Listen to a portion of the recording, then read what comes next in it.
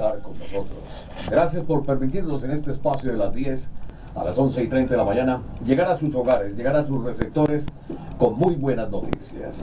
Ya vamos a fondo, hay un tema musical de un intérprete muy conocido donde nos habla de la paz, paz, paz.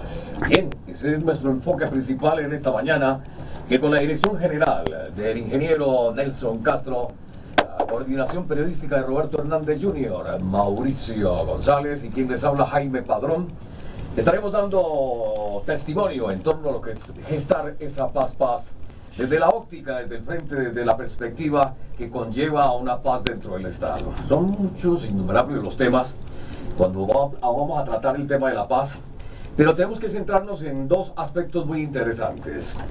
Esos gremios que forjan el progreso y desarrollo de Colombia en la búsqueda de obtener el sustento diario, es el gana diario, a través de un proceso que ha sido satanizado como es la reciclación, el reciclaje de las basuras.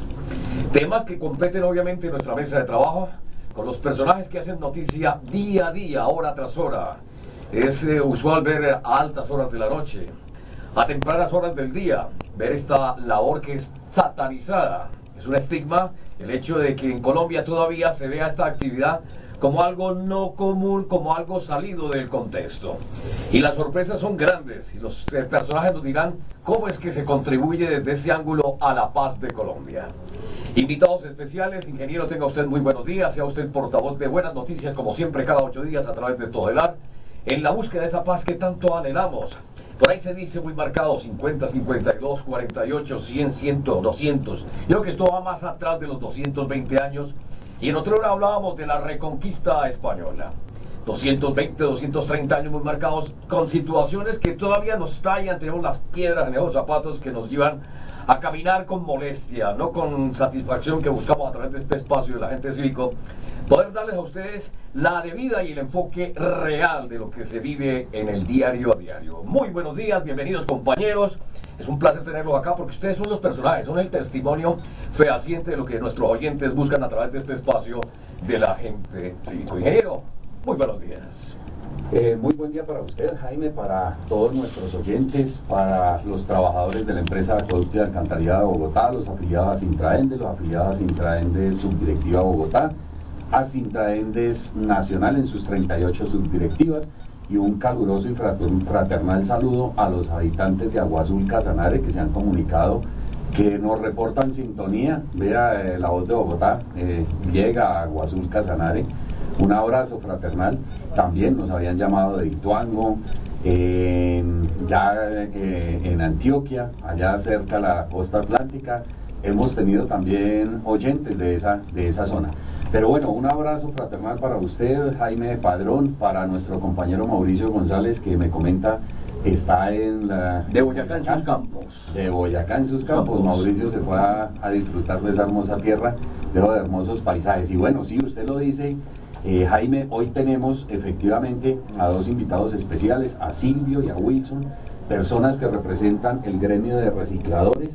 Nora Padilla se excusa, tenían reunión hoy con sus afiliados, entonces está atendiendo esta reunión, pero los dos compañeros con quienes hemos mantenido constante comunicación en estos días vienen a acompañarnos, a comentarnos todo este tema del aseo en Bogotá. Y bueno, son los principales actores en este tema. Creo que mucho por estos días se ha hablado en los medios, pero pocos han hecho referencia a los actores principales, el gremio de los recicladores, que agrupa no solo a los recicladores, sino agrupa a los carreteros, agrupa a los bodegueros, y bueno, ya ahorita ellos nos comentarán cómo es la cadena de valor de este negocio y cómo es su participación y por qué ellos se convierten en actores principales ahora que estamos a puertas de hacer la retoma del servicio de aseo por parte de la empresa de Acueducto y Alcantarillado de Bogotá.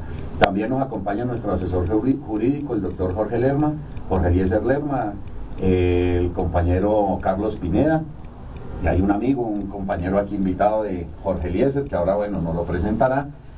Y bueno, usted lo dice, también hay otro tema, creo que vamos a compartir el programa entre estos dos temas, el aseo en Bogotá, el tema del reciclaje, los recicladores y el tema de la paz. Impactante discurso de Iván Márquez en la apertura de estos diálogos de paz en Oslo, Yo no tuve la oportunidad de escucharlo directamente, estábamos en una serie de reuniones, pero después me conseguí la grabación que a propósito para nuestros oyentes está colgada en nuestra página, está el audio de esta grabación en la página www.expresionsindical.com, en el icono de el agente cívico, allí quedó cargado el audio de la intervención de Iván Márquez. Y arranco pues haciendo una referencia a este tema porque creo que es el tema de moda y nosotros también teníamos aquí un tema de Juanes, paz, con el que quisimos darle apertura a este programa. Pero en su discurso Iván Márquez hace unas reflexiones profundas y creo que por aquí, por el agente cívico, hemos tocado la totalidad de los temas que abordó Iván Márquez. Iván Márquez habló de la desigualdad que hay en el país, habló del tema de la megaminería, habló de los grandes gamonales y terratenientes del país, de los nuevos llaneros que se están adueñando de las tierras. Todo lo que se dijo ahí es cierto, claro, es cierto. Yo veo con gran asombro que algunos comentaristas, periodistas... ¿De sociedad o de empresa? De sociedad o de empresa, como usted lo dice, Jaime, al día siguiente de la intervención de Iván Márquez estaban rasgándose las vestiduras, que cómo era eso, que por qué había hecho estos planteamientos en esa instancia, que cómo iba a llevar eso a la mesa, que eso no es susceptible de diálogo.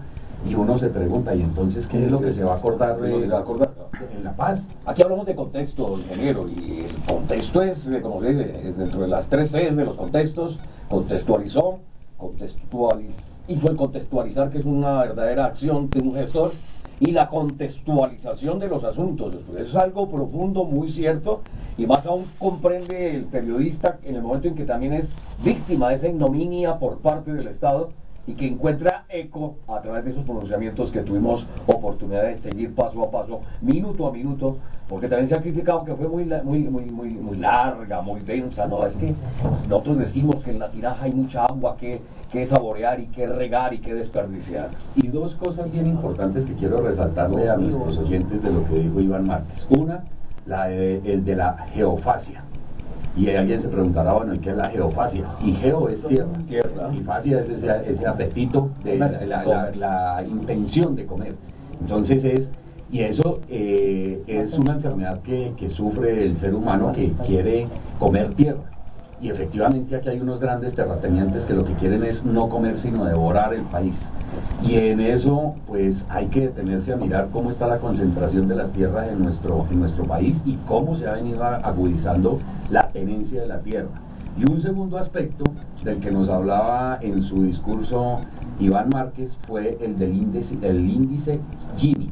El índice Gini es el índice que mide la desigualdad en la capacidad, en los ingresos que tiene en una sociedad.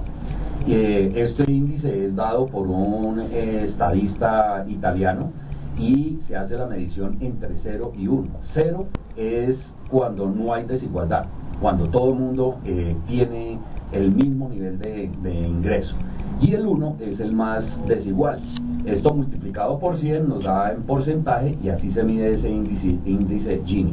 Y algo sorprendente, me puse a buscar sobre esos aspectos y me encontré unas páginas muy interesantes. Incluso encontré un artículo de la revista Semana del año pasado donde se habla de la desigualdad en Colombia. Y me encontré de una página de Contexto Latino, la de Contexto Latinoamericano, donde se hace ya referencia puntual del índice de desigualdad, del índice Gini en Colombia.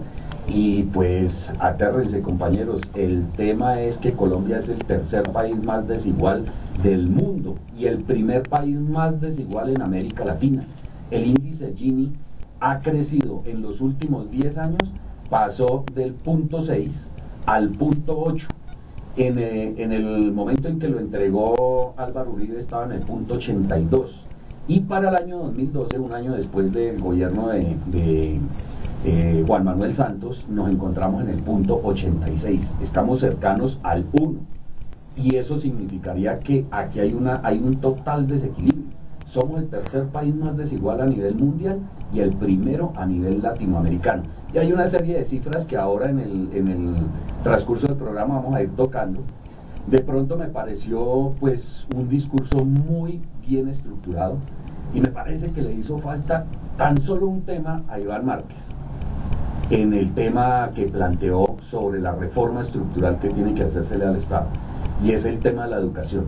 Si bien es cierto, nombró en su momento a la asociación, a la MANI, no profundizó sobre este aspecto que es fundamental en la reestructuración de un Estado, la educación. La educación es básica para sacar el país del atraso y del rezago que tenemos. Pero yo quería hacer este planteamiento para que ahora con nuestros compañeros, las personas que nos acompañan aquí hoy en el programa, podamos ir dando la discusión y bueno, y hablando también sobre este tema principalísimo del aseo en Bogotá y lo que se nos vino con los grandes medios. Ya vimos ayer, el día de ayer, que salieron a darle madera al Distrito Capital por hacer la retoma de manera directa, porque lo asume el distrito con una entidad pública. Claro, ¿quiénes son los que están detrás de este negocio? Ahora le preguntaremos a Wilson, a Silvio, que ellos conocen mucho de este tema. Y también para que nos cuenten cómo ellos son poco partícipes de este proceso de paz, porque todos tenemos que poner nuestro granito de arena aquí. Bien, en contexto ya el preámbulo a lo que será esta mesa de trabajo, muy apetitosa, muy generosa, muy refrescante, con los auspicios de la empresa de acueducto y alcantarillado. Tenemos nuestro líquido precioso. No olviden llamar a los siguientes teléfonos: 236-4049 o el 616-0246. Hagan contacto, participen. Es buena la participación, es la equidad de la que tanto vamos a hablar acá en esta mesa de trabajo, y qué bueno que sea notoria a través de esta participación de los oyentes. Les repito, 236-4049 o el 616-0246. Ya tenemos las 10 de la mañana, 14 minutos, vamos a nuestro breve oficial y retornaremos con este tema cargado de sorpresas y de cositas por ahí que aún no se saben. Este es el agente cívico desde Todelar, la voz de Bogotá. Por la mañana, ¿cómo te va? Bueno, estamos obviamente dirigiendo a nuestros oyentes para que sean copartícipes. Aquí en la mesa de trabajo hay personajes que ellos también tienen esa ansia, están ávidos de poder dar a conocer las inquietudes que vive la gente del común. ¿Qué nos comenta doña Inés?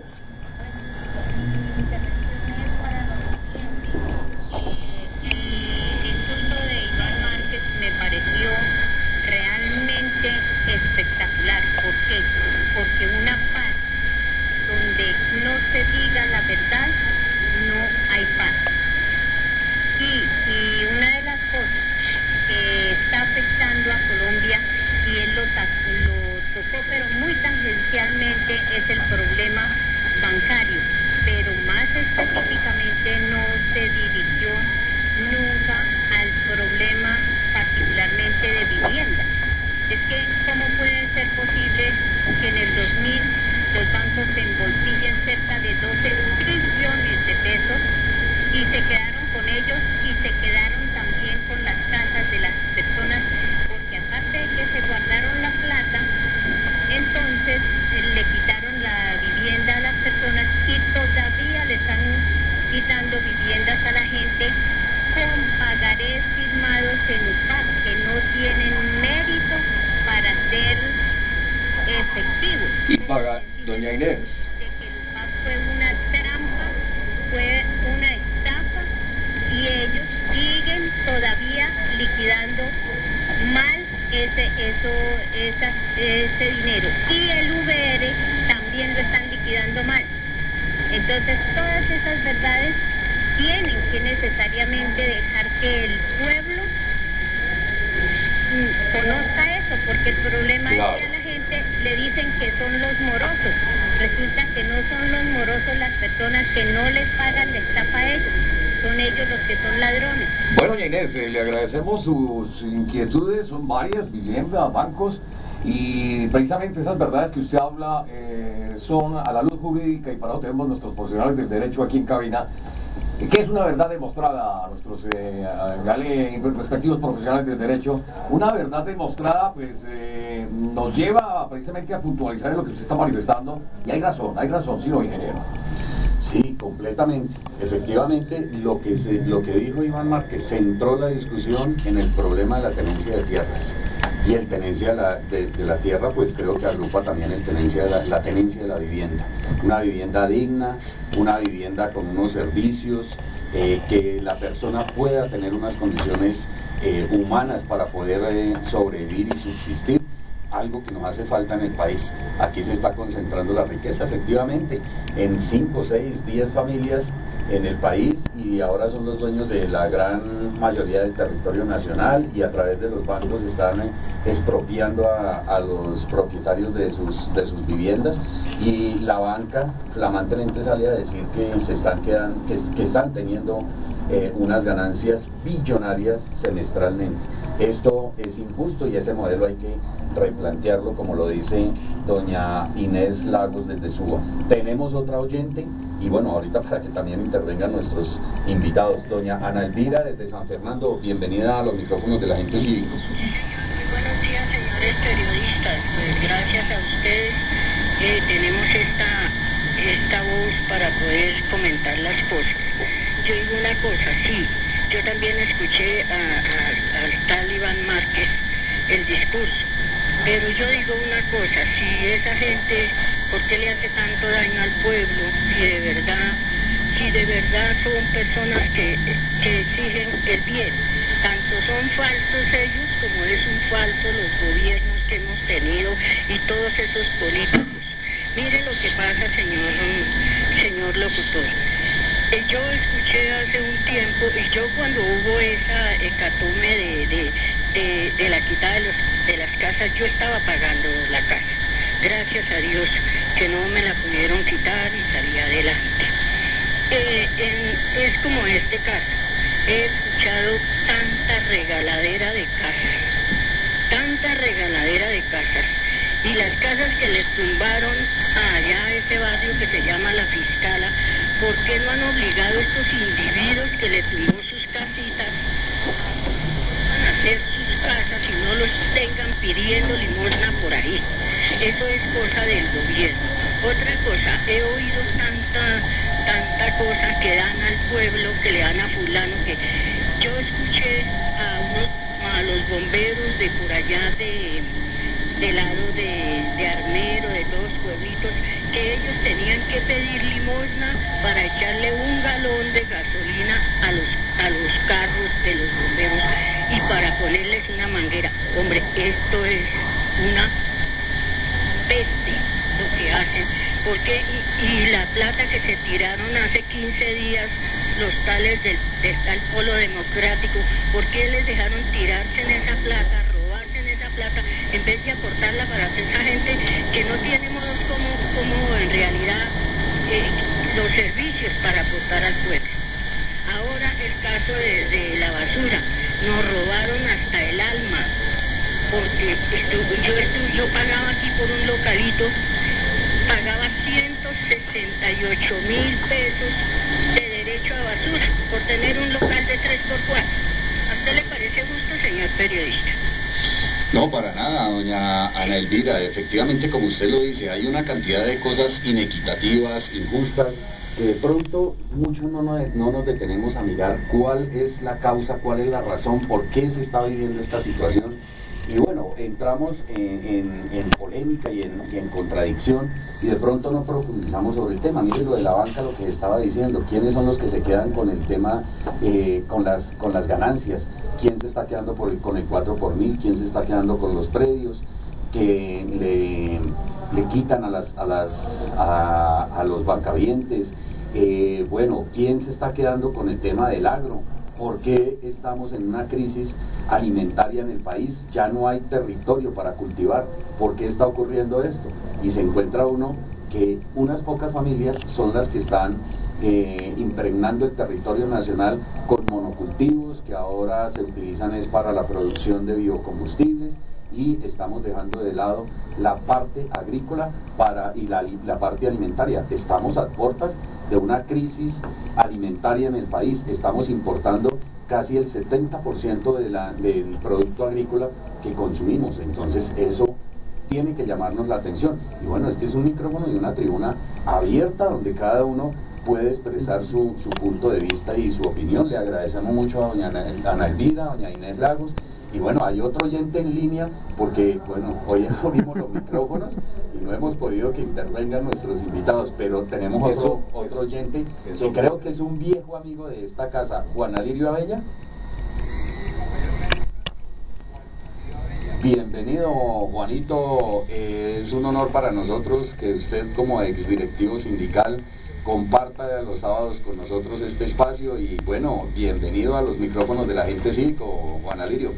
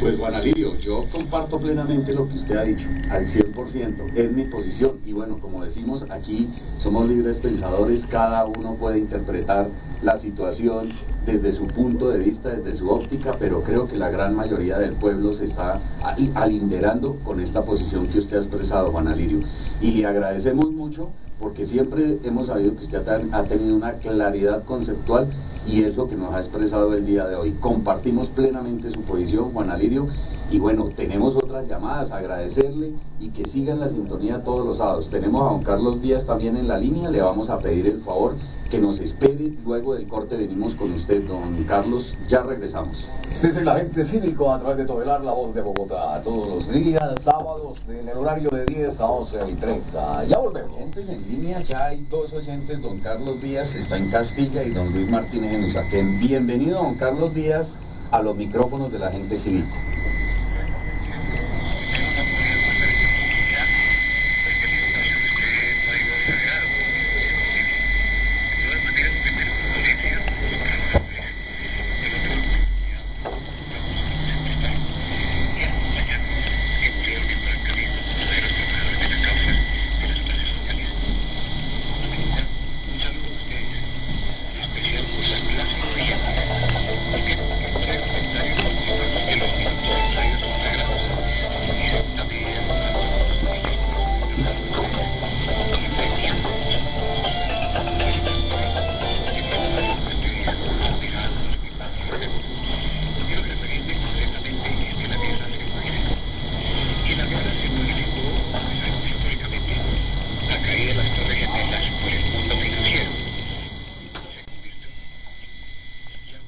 País.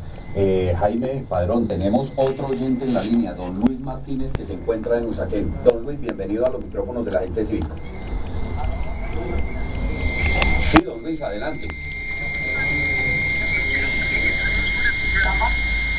Unirme a las voces de todos los oyentes, especialmente el último que acabo de hablar cuando ya de que los trabajadores que han caído en la lucha, ya sea del trabajo por cumplir su labor o por defender los derechos de los trabajadores, el valedero, y para ellos un minuto de aplausos. Y para finalizar, pues aclararle a la primera oyente y a la segunda que habló de que las guerrillas mentían y el gobierno miente. Decirle que lo único que miente son los medios de comunicación, a que ponen los grandes ricos. Entonces, abajo la combinación de las formas de lucha de la motosierra, que es la de los paramilitares que hoy en día se llaman paquines, son los mismos, la de la cocaína del señor Luis de Vélez, que era campo de este señor Escobar de Medellín. Y para finalizar, el micrófono y de la televisión y la prensa, que son de los grandes capitalistas. Para nada tiene que incluir ahí los pobres y los trabajadores, dando ejemplos clásicos como el mejor democrático que tenemos, que es el de ustedes. Los felicito, trabajo la combinación de las formas de lucha a partir del arma más nociva que tienen ellos, que son los medios de comunicación al capital. Muchas gracias. Bueno, gracias a usted, don Luis Martínez, y bueno, otro oyente para luego poder abordar el siguiente segmento, don Joselín desde Barrios Unidos. Bienvenido a los micrófonos del agente cívico.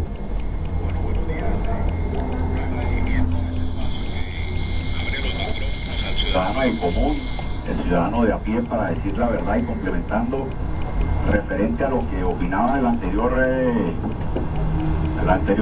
escucha, les puedo indicar que todo ese tema del señor de la motosierra lo pueden ubicar en Google, en internet. El señor de la sombra se llama un libro muy importante para que ustedes los escuchas abiertamente lo escuchen, lo lean, lo miren el video en Google y se puedan dar cuenta de la realidad. El próximo 1 de noviembre hay una movilización contra las verdaderas ratas en Colombia y en el mundo. Lo pueden consultar a través de la página www.paremosalosbancos.org. Saben los escuchas que diariamente los que generan el terrorismo no son la FARC ni son el ELN, que son grupos que se armaron por el incumplimiento del Estado Social de Derecho, pero los verdaderos terroristas que tiene el país son el sistema financiero colombiano, que más de una familia la han dejado en la miseria, en el hambre, en desplazamiento, la han dejado sin recursos, la han dejado sin sangre, no les ha permitido dar a los ciudadanos de común, a los hijos, a la familia, su educación. Muchas gracias. Don Joselín, muchas gracias. Y bueno, tenemos otro oyente, don Roberto Quintero desde Álamos Norte. Don Roberto, bienvenido a los micrófonos del agente cívico.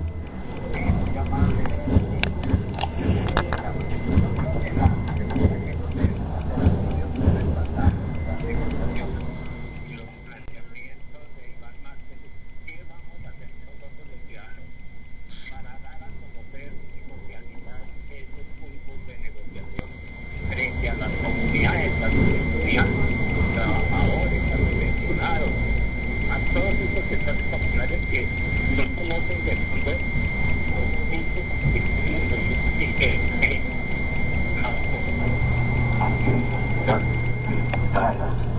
Desafortunadamente tenemos una interrupción en la señal de la comunicación de don Roberto. Le rogamos que se comunique nuevamente. Al parecer estaba desde una línea de celular y se le cortó la llamada. Bueno. Sí, es digamos, la manifestación se ve ahí en torno a que el oyente se le abren estos espacios y es desaforado y el conducto regular obviamente es cumplir con los compromisos, con lo preestablecido. Hay invitados especiales acá, les voy a pedir un favor, vamos a nuestro compromiso de las 10:45 y entramos en materia porque sí estamos ávidos de conocer los testimonios de los personajes que hacen la noticia. Este es el agente cívico a través de Todelar, La Voz de Bogotá, 10:44. 46 minutos, 10 de la mañana, 46 minutos, es el agente cívico. Bueno, entramos en materia y tenemos en nuestra mesa de trabajo al profesional del derecho, al doctor Jorge Lerma. Obviamente inquietudes pues, tanto de nuestros oyentes como de los que estamos participando en esta mesa, una mesa que nos lleva a evidenciar esos impactos, esas agresiones que en torno a los fundamentales como el mínimo vital, doctor Jorge, a veces también a nuestro gremio, los periodistas, nos afecta.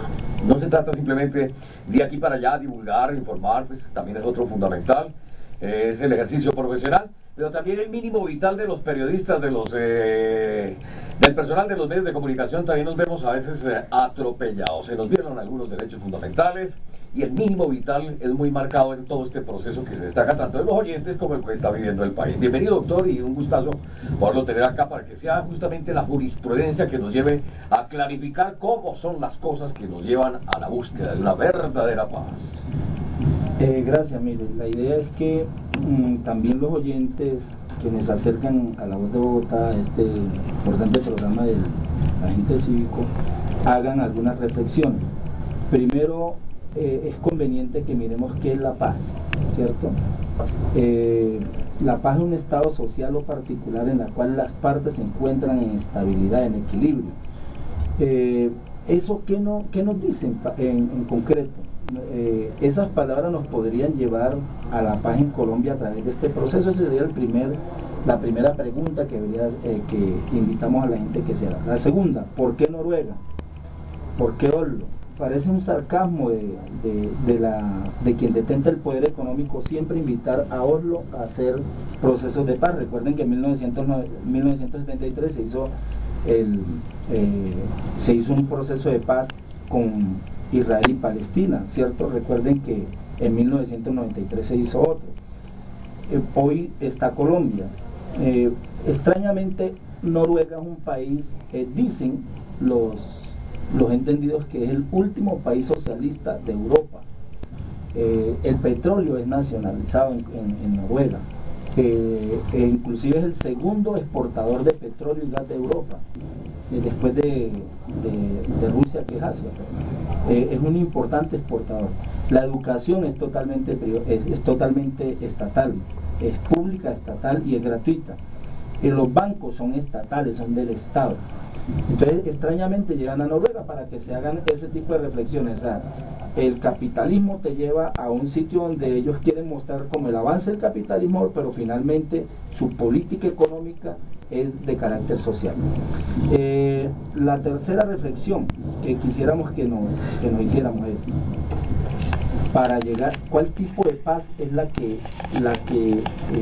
desea la población colombiana?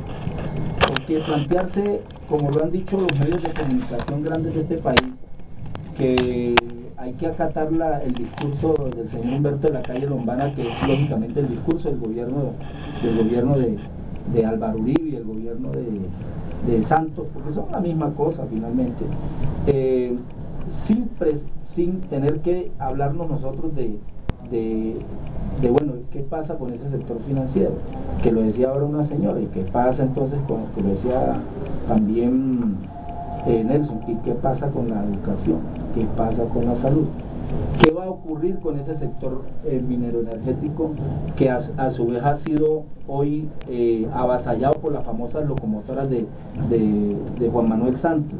¿Qué pasa con el petróleo, con el carbón, con el oro, con el agua, que es una fuente, una riqueza hídrica del mundo entero? ¿Qué pasa con las telecomunicaciones, con el transporte aéreo, con el transporte terrestre, marítimo, etcétera? Entonces, esa sería como la discusión que debe entrar, en la que debe entrar la población. Entonces, es conveniente entonces una paz donde la gente trabaje de manera denodada, se rompa el espinazo en favor de la riqueza de quienes detentan el poder sin discutir absolutamente nada, sin reprochar absolutamente nada. ¿Sería esa paz conveniente o sería conveniente qué tipo de paz? Sería muy importante que la población, que nuestros oyentes se pregunten eso, porque no hacerle discusión al tema que está planteando la FARC en este momento es tanto como decirle sí, sigamos con el propósito de enriquecer a los ricos. 14 billones de pesos se embolsillaron el sector financiero el año pasado en solo utilidades, mientras sus trabajadores se ganan 750.000 pesos, trabajadores que llevan 20 años laborando, y ellos cada día enriqueciéndose aún más. Pero y además con todo lo que las prácticas esas morbosas que han utilizado a través de la historia, de la expropiación de los bienes, de la persecución de los líderes sindicales, de las muertes selectivas, etcétera, etcétera. ¿Cuál es la paz que desea la población? Si quiere aceptar ese tipo de paz o quiere proponerle al gobierno y proponerle a los que detentan el poder alguna otra tipo de discusión. Entonces sería, todos participamos de la paz. Perfecto. Entonces, ¿cómo participan los desempleados? ¿Cómo participan los trabajadores? Bueno, los trabajadores sabemos ya cómo participan, ayudando a que los ricos sigan enriqueciéndose aún más a través de su proceso productivo. Y miren ustedes, hemos escuchado a todos los oyentes que ellos quieren trabajar. Eso es extraño, ¿no? ¿Cómo querer trabajar para seguir enriqueciendo a los ricos? O sea, ¿trabajar para qué? Sería la otra pregunta. ¿Para enriquecer a los que siguen teniendo el poder económico de este país, de la región y del mundo? ¿O trabajar para que ese trabajo se revierta en el beneficio de toda una sociedad? Y por último, plantearnos lo siguiente: la FARC y el Ejército de Liberación Nacional, ELN, ¿son una consecuencia o son la causa? No son la causa del problema, son la consecuencia del problema, de la desigualdad abismal que existe en el mundo, de la desigualdad abismal que existe en Colombia. No por otro hecho nació la FARC, no por otro hecho nació el Ejército de Liberación y tantos otros partidos, tantos otros grupos guerrilleros como el Tintín Lame, como el PRT, como tantos otros que nacieron en Colombia, el EPL, ¿cierto? No por otra causa nacieron, por la desigualdad. Entonces las guerrillas no son más que la consecuencia del problema. Lo que entonces no se le puede estar diciendo por parte de los medios de comunicación y por parte del Estado y por parte de los empresarios de este país, que el problema esencial de la sociedad colombiana son las guerrillas. Las guerrillas, como acabamos de decir, son la consecuencia del problema. De tal manera que nos parece acertado aquí en el programa que la gente llame, y nos parece acertado lo que han planteado quien dirige y quien conduce el programa frente al proceso de paz. Pero es bueno que se hagan este tipo de reflexiones antes de que terminemos en la fauce y en la telaraña de los medios de comunicación y de los empresarios y de quienes detentan el poder económico, tratando nuevamente de emboscar a la población colombiana, de ridiculizarla y aparte de eso, pues de impedir que la gente acceda al verdadero proceso de paz. Ese proceso de paz tiene que ser un proceso en el cual la riqueza la riqueza del pueblo colombiano se va a distribuir en su propio pueblo. La riqueza que produce el pueblo colombiano no puede seguir siendo para que vaya a mejorar las condiciones económicas de los que ya tienen plata. Entonces, si no hay un proceso de paz en esas condiciones, yo creo que es poco posible que en Colombia se logre la paz. Y mirar entonces qué tipo de paz queremos. Eso sería como las consideraciones que pues muy importante el planteamiento que nos hace Jorge Eliezer Lerma Sterling, y esto nos da pie para que efectivamente liguemos la intervención de nuestros invitados centrales el día de hoy. Silvio y Wilson, personas que representan al gremio de los recicladores, de los carreteros, de los bodegueros y todo el tema de aseo en la capital de la República. Jaime, démosle la bienvenida a Silvio y a Wilson para que ellos nos aporten y hagan la introducción, ligando el tema del aseo con el tema de la paz. Bien, sí, obviamente no todo queda dicho, no todo queda claro. Y los planteamientos del doctor Jorge Lerma llevan allá. Yo estoy haciendo aquí una síntesis. Trabajar para superar la barrera de la necesidad es una necesidad, como dice, muy apremiante de todos, incluyéndonos. O trabajar para el hacer la complicidad de un Estado que lo maltrata. Interesantes los planteamientos, pero obviamente quedan tocados, quedan anunciados para que sea tema a través de los espacios del agente cívico. Pero viene la otra cara de la moneda, los personajes que se satanizan porque ejercen una labor que muchas veces por desconocimiento, por omisión, por olvido, por analfabetismo, porque no hay un país que lo lleve a uno a culturizarlo desde el vientre de la madre, cómo se maneja los desechos, lo que sobra, lo que no queda. Es un problema que también tiene su fondo social dentro de su, digamos, su perspectiva, desde dónde, qué papel jugaría la educación en Colombia en torno a lo que es el reciclaje. Son dos personajes, obviamente es el gremio donde también quiere manifestarlo a través del agente cívico. Doy la bienvenida a Silvio y a Wilson, para que sean ustedes los portadores de buenas nuevas. ¿Qué se está haciendo? ¿Cómo el distrito los está ustedes abrigando dentro de ese deseo de que su trabajo, más que formalizarlo, sea un trabajo digno, remunerado, con todas las condiciones básicas? Vuelvo y digo, lo fundamental al derecho mínimo vital. ¿Cuál es el mínimo vital que ustedes reclaman? Bienvenidos, este es el espacio del agente cívico. Vamos a ir a nuestro break, que ha anunciado su participación, para que después de las 11 entremos en materia, en la expectativa que se vive en torno a anunciarles de que los testimonios hacen presencia acá, a los funcionarios que acaban de entrar aquí a nuestra mesa de trabajo. Bienvenidos una vez más, aunque ya entramos en la recta final del espacio, pero es bueno decirles a ustedes, bienvenidos. Necesitamos el concepto de lo que se maneja en la balanza, en la equidad de la información. Ustedes, nosotros, los oyentes y los personajes que hacen noticia. 2 minutos para las 11 de la mañana, es el agente cívico a través de todo el ar. Bueno, quién sabe que somos países donde evolucionamos en 24 horas. Y el tema cae como de perla para poderle la bienvenida a dos importantes miembros, funcionarios de la Asociación de Recicladores de Bogotá. Se trata de Silvio Ruiz y Nelson Cifuentes. Bienvenidos. Y cualquiera diría, bueno, ustedes manejan desempeñan un rol, un ejercicio muy importante. ¿Lo saben hacer? Claro que lo saben hacer. ¿Se les remunera? Sin duda. Y conocen el tema. Entremos en materia, entremos en contextualización. ¿Cuál es la cadena de valor en torno al manejo de las basuras en el Distrito Capital? Porque hay comisiones que regulan eso, pero estamos en la orfandad. Cuando digo estamos, nos incluimos nosotros como actores pasivos y ustedes como actores, digamos, gestores activos dentro de ese proceso. ¿Cómo es la cadena de valor con respecto al aseo, al darle el tratamiento a esos desechos? Bienvenidos. Gracias, muy amables. Primero que todo, saludar a los obreros, a los trabajadores de la empresa de acueducto y alcantarillado de Bogotá, del sindicato de la empresa, por abrir los micrófonos para la comunidad y para los sectores vulnerables. Antes de empezar con el tema, quisiera ligar el tema de que Colombia es el tercer país en desigualdad social, con la realidad que vivimos. Ser el tercer país para alguien que no entienda mucho de las condiciones sociales significaría que estamos muy cerquitas a ser los campeones, ¿cierto? Que estamos cerquitas al primero.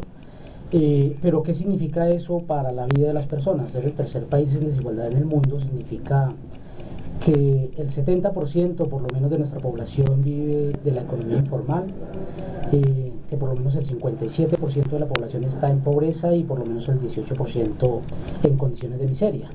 Condiciones de miseria significa que la gente no alcanza ni siquiera a obtener $5 diarios para sobrevivir, para garantizar el mínimo vital. Y eso se ve reflejado en las calles, aunque la gente y los poderosos medios de comunicación no quieran reflejarlo.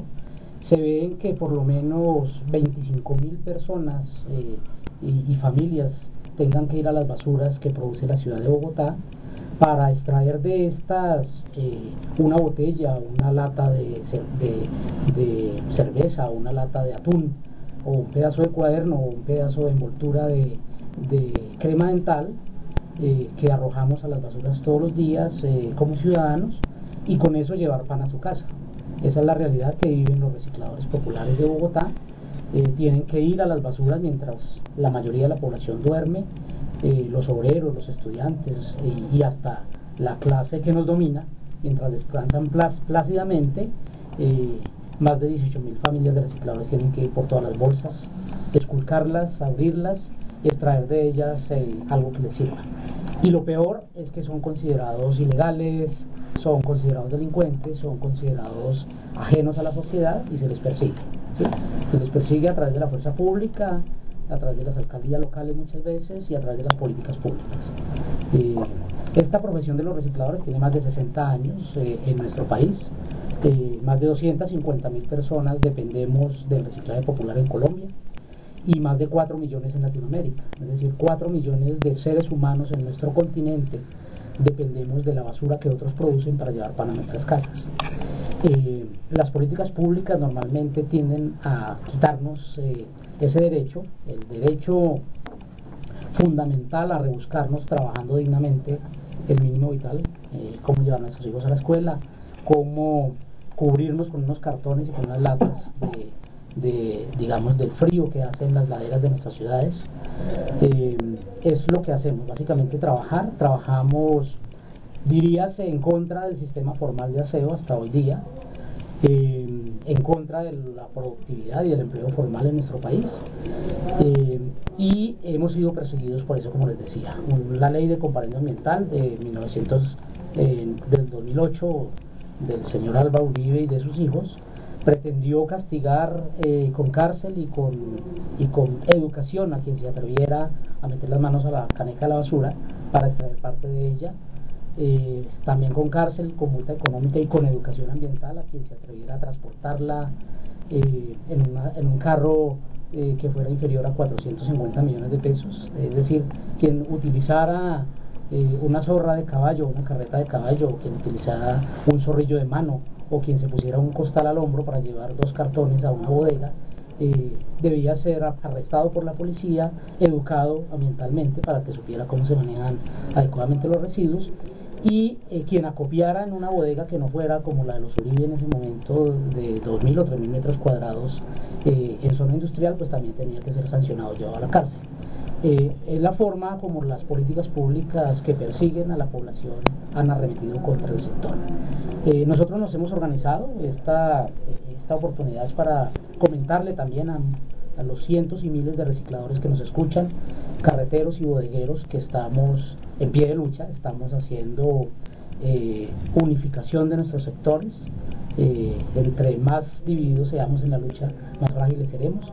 Entonces este es un llamado para que seamos incluidos efectivamente en el manejo adecuado de los residuos, que la administración distrital entienda que funciona desde hace más de 60 años una cadena popular de reciclaje que se ha organizado por su propia vía, y que cualquier política de organización del sector debe contar con esta población, que tenemos ganados unos derechos en la Corte Constitucional, el derecho mínimo vital a través de la tutela T724 de 2003, y a través del auto 275 de 2011, que precisamente paró la licitación anterior que pretendía robarnos el reciclaje, y que nos tiene hoy en donde nos tiene, que nos tiene hoy barajando de nuevo en favor de la población bogotana, de los usuarios, y en favor de los recicladores. De lograrse esas expectativas del gobierno distrital, 0 basuras para Bogotá, viene la ironía o la antítesis. ¿Se acabaría el negocio para ustedes? Para nosotros sí. Muy buenos días, compañeros. Para nosotros, desafortunadamente, como hoy lo plantea la Unidad Administrativa Especial de Servicios Públicos, se nos acabaría el sustento para las más de 25.000 familias que devengamos de esa labor, y sería, no terminaría para la ciudad, pero sí sería reubicado el negocio en unas pocas manos. Las más de 1.200 toneladas diarias de material aprovechable que hoy este gremio, como dijo el compañero Silvio, se ha organizado por sí solo, porque no todos los 25.000 trabajadores de reciclaje salimos a las calles. Hay unos que lo hacen, hay otros que transportan los materiales, habemos algunos, como es el caso mío, que tenemos bodegas, que le hacemos esa compra a nuestros socios naturales y le hacemos algunos procesos de transformación, y vamos a la industria a hacer esa venta a los precios que el libre mercado nos imponga. hoy, como dijo el compañero Silvio, muy a pesar de que el auto 275 de la Corte nos abrió la puerta y nos cobijó y nos hizo prevaler nuestros derechos, pues vemos como la administración distrital en un diseño, como dijo nuestra compañera Nora, lo ha dicho varias veces, un diseño macabro, nos saca literalmente del negocio con unas imposiciones urbanísticas y arquitectónicas que esta ciudad nunca ha tenido, que en su desarrollo nunca lo había logrado, pero que para nosotros los más desvalidos de la ciudad nos impone esas normas con una gran fuerza. Bien, y entrando en contexto, lo que planteaba el doctor Lerma es seguir haciéndoles el trabajo, la complicidad, ¿sí?, al Estado que los maltrata. Y entonces, de optar con una posición contraria a esta tesis que maneja nuestro doctor, ¿sí?, ¿qué se pondrían a hacer ustedes? Entonces, si no lo hacen ustedes, lo harían otros. Entonces, viene una disyuntiva ahí, ¿sí?, o una conjuntiva. No sabría cuál sería el aspecto real en torno a esto, doctor Lerma, para que entremos dentro del contexto aquí con nuestros amigos de la Asociación de Recicladores de Bogotá. Bueno, sea lo primero como declararme un poco sorprendido, admirado de todo, no solamente de la situación, porque más o menos lo hemos calculado, pero sí el conocimiento de los compañeros que los felicitamos por tener esa comprensión. Creo que Silvio fue uno de los gestores de esa tutela que les ha garantizado a ellos ahora, pues al menos tener herramientas para luchar. Pero esa pregunta que hace Jaime es importantísima, porque fíjese que Jaime y los compañeros vienen planteando lo del mínimo vital, ¿cierto?, que es un derecho fundamental de las personas, ¿no?, de todos. El mínimo vital es algo que está trazado no por un salario determinado, sino por las condiciones que la persona requiere para su supervivencia, que en el caso de los compañeros recicladores pues es peor que cualquier otro trabajador, porque al menos como periodista, como lo decía Jaime, vienen socavando ese mínimo vital como trabajador de cualquier empresa, pero en el caso de los recicladores ha sido mucho más profunda esa forma de socavar sus derechos fundamentales, porque tengo entendido que ellos no devengan un salario mínimo como tal, tienen que tener un mínimo de tonelaje para poder decir, hombre, me van a dar 180.000 pesos al mes, ¿cierto? Y de ahí en adelante sí, otro tipo de actividades como para poder acercarse al salario mínimo, el salario mínimo legal vigente. Entonces fíjense ustedes que en el caso de ellos hay una violación muy flagrante de ese mínimo vital, además de que, como lo venía diciendo muy clara, lo vienen diciendo los compañeros muy claramente, es como el concepto de quien sea reciclador lo tienen como aislado de la sociedad, cuando por el contrario es la persona que nos está con nosotros para aliviar las condiciones de salubridad y de higiene de la población. No sé si al respecto, porque aquí nos acompaña también, que quería anunciarlo, Francisco Quiroga y Jorge Quiroga Pachón, ambos hermanos que son parte de nuestro grupo asesor, que quería también darles la bienvenida. Bien, esto será después de nuestro break, es Todelar, la gente civil. La Asociación de Recicladores de Bogotá, a quien pedirle aquí en el estamento distrital, porque todos tenemos la fe, bueno, que Dios sea, que se cumpla su voluntad.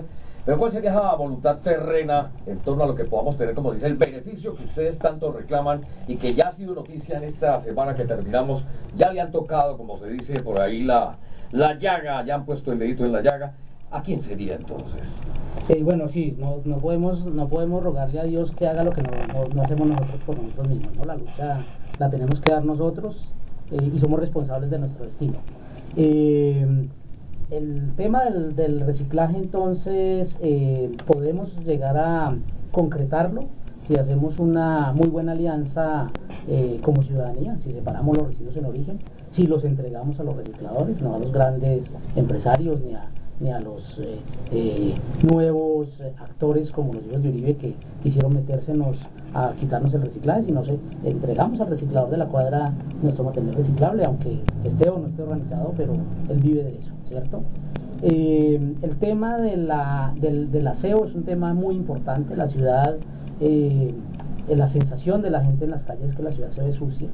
y hay que volver a retomar ese servicio, hay que volver a controlarlo por parte de los ciudadanos y por parte de la empresa, digamos, pública, ¿sí? Que la empresa de Acueducto y Alcantarillado de Bogotá tenga el control de este servicio es muy importante, porque hay que tener, digamos, condiciones de calidad, de eficiencia y de eficacia controlada, digamos, por lo público, por el Estado, para que quien preste el servicio no crea que puede simplemente dejar de recoger los residuos o dejar de los residuos 1 o 2 semanas en botaderos clandestinos, ¿no? Hay que organizar la actividad. Los recicladores hacemos una parte importante, retiramos de los residuos más o menos el 10% de las basuras que produce la ciudad, que no están en el relleno sanitario y que están en la producción, ¿cierto? Hay una cosa bien importante que quería preguntarle a Wilson y preguntarle a Silvio. ¿Es solo percepción o es realidad que se está prestando un servicio ineficiente por parte de los operadores privados de las 6 zonas en que está dividida Bogotá? Porque sabemos que hay unos puntos críticos, ellos no están recogiendo la basura en todos los sitios, y adicionalmente la frecuencia de las rutas que tienen que hacerlas, hay sitios donde las hacen martes, jueves y sábado, las prestan únicamente 2 días de la semana y a veces se quedan las basuras en las calles sin recoger. ¿Qué está pasando con esto? Ustedes que recorren día a día las calles de Bogotá. Sí, básicamente es una cosa desastrosa lo que está pasando con el saneamiento básico de la ciudad, de la capital de Colombia, y es que efectivamente la sensación de la comunidad y las quejas de casi todos los medios de comunicación que abren micrófonos a la comunidad es que hay basuras por todas partes, ¿cierto? No se podría concebir que hubieran basuras porque hay responsables de recoger y limpiar la ciudad. La comunidad está pagando su servicio de aseo a través de la factura del acueducto y del alcantarillado, es decir que todos los habitantes estamos generando los recursos para que se nos preste un adecuado servicio, y efectivamente hay sensación en algunas zonas de la ciudad, sobre todo en los estratos más bajos, donde efectivamente hay focos de acumulación de residuos de más de 3 días de las basuras. Sí, Nelson, mira, lo que está sucediendo, lo que hemos visto es que de las 3 frecuencias semanales de recolección de basuras en muchos sectores de la ciudad se están haciendo por mucho 2. Hay una que la están dejando para la siguiente semana, y eso pues genera un conflicto sanitario en muchos sectores, sobre todo en los estratos 1, 2 y 3 de la ciudad. Mire, hay una cosa que yo quiero resaltar también, y disculpen que tome el uso de la palabra de esa manera. ¿Quiénes son los dueños del negocio del aseo en Bogotá?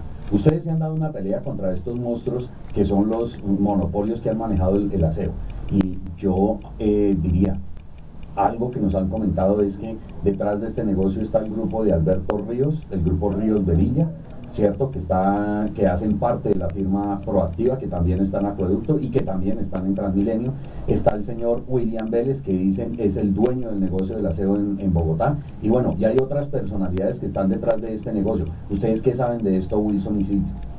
Sí, básicamente lo que el gremio reciclador ha hecho desde el año 2002 con la tutela T724-2003 es darle a entender a las autoridades de este país que los recicladores somos prestadores de un servicio desde hace más de 60 años, es decir, desde hace muchísimo antes que se privatizara el servicio de aseo, y efectivamente que se nos reconozca el pago de la tarifa por el servicio de reciclaje. No es justo que los recicladores tengamos que trabajar 12 o 16 horas para ganarnos 5.000 pesos al día, ¿sí? Nosotros queremos complementar el ingreso del reciclaje con el ingreso de la tarifa, y efectivamente esa lucha la hemos ganado hasta ahora. Hoy las autoridades están comprometidas o deben estar comprometidas a pagarnos la tarifa de aseo, y es una lucha que hemos dado contra el sector que ha privatizado el servicio público de aseo, sin contar la privatización de otros servicios en el país. Es decir, el país se le fue entregando a las manos privadas paulatinamente, y en el aseo pues nos tocó a nosotros. ¿Quiere decir que los privados son los que se han quedado con la plata que le correspondería al gremio reciclador? ¿Los privados son los que se han llevado esos recursos?